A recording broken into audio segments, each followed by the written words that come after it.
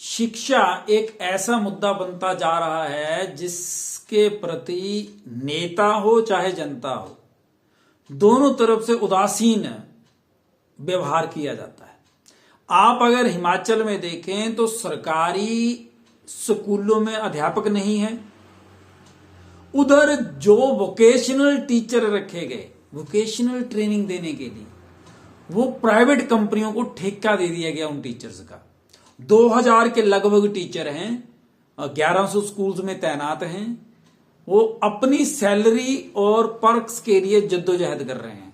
और हिमाचल में vocational teachers ने स्ट्राइक करी है क्योंकि उनको उनका अधिकार नहीं दिया जा रहा है प्राइवेट कंपनियों द्वारा।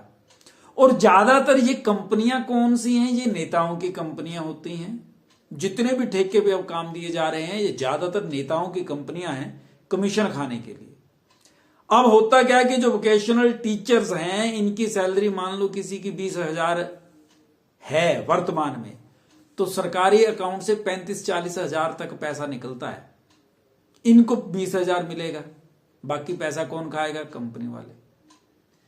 तो कंपनियां खुद तो पैसा खा जाती हैं लेकिन एम्प्लॉयज को धोखा ही देती हैं क्योंकि उन्होंने वो जो कंपनियां हैं वो नेताओं की होती हैं या नेताओं की हिस्सेदारी होती है उनमें, या फिर कमीशन बेस्ड होता है ये सारा प्रपंच। ये थ्रू आउट इंडिया है, इसमें कांग्रेस और बीजेपी कुछ नहीं, बीजेपी भी ऐसा ही करती है।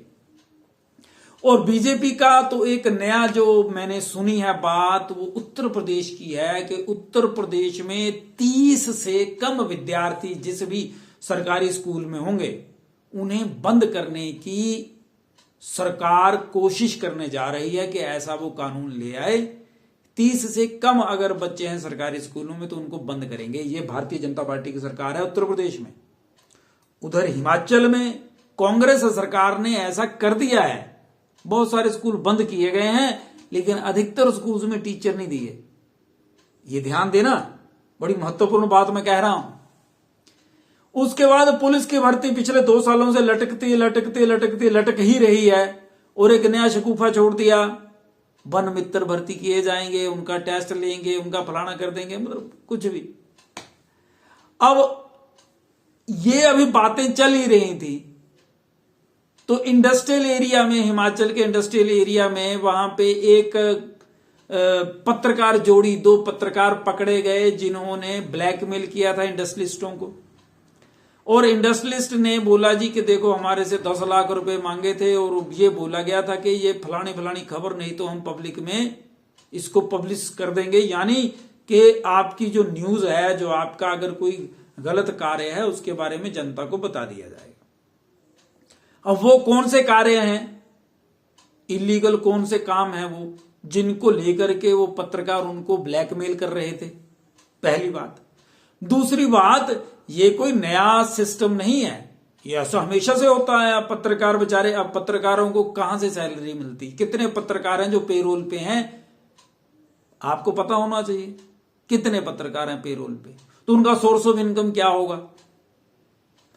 और ये जो दिवाली के ऊपर आपने अखबारों में देखा अलग अलग छोटे छोटे फोटो लगा दी किसी एमएलए की, किसी नेता की, और अपने साथ में या फिर अपने संस्था का नाम नीचे लिख दिया, वो क्या होता है? वो भी रिश्वती होती है। किसको? पत्रकारों को। अगर आप पत्रकारों को 5,000 या 10,000 की एडवर्टाइजमेंट नहीं देंगे तो पत्रकार आपकी कोई ना कोई दुखती रग को पकड़ लेंगे। ये तो होता ही रहा है। अब उनके बेचारों की दिक्कत ये होगी कि उन्होंने ज्यादा पैसा मांगा। अगर वो थोड़ा थोड़ा करके हर महीने मांगते रहते तो शायद वो इंडस्ट्रियलिस्ट भी दे देते, उनको भी बुरा ना लगता। लेकिन उससे भी बड़ी बात क्या है, अरे भैया वो पत्रकारों को क्यों देंगे इंडस्ट्रियलिस्ट, जब नेताओं को दे रहे हैं तो नेता भी तो उनसे हिस्सा लेते हैं। अब नेताओं को दे रहे हैं वो पैसे तो पत्रकारों को कैसे देंगे?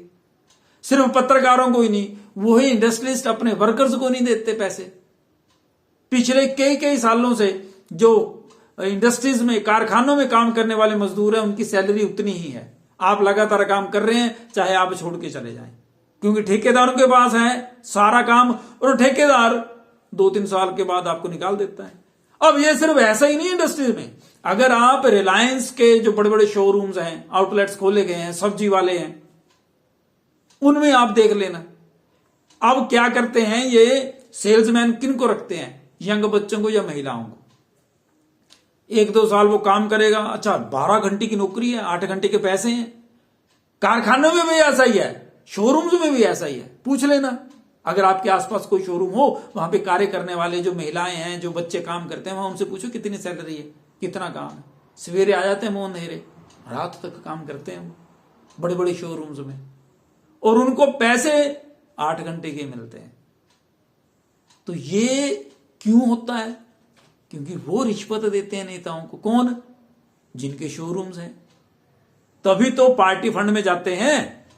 और यहां पे तो ये भी एक जानकारी उड़ करके सामने आ रही है कि अब नेताओं ने रिश्वत मांगनी शुरू करी है कि पार्टी फंड में पैसे जमा करवाओ, पार्टी फंड में पैसे दो तो आपका काम हो जाएगा। अब ये नई बात मुझे सुनाई दी, मार्केट में जब लोगों के बीच गया हूं, तो अब नेताओं का एक नया चेहरा सामने आया है। अब जो पार्टी फंड के लिए लाखों रुपए मांगे जाते हैं, क्या ये रिश्वत नहीं गिनी जाएगी? आप अपने विचार बताइएगा। धन्यवाद।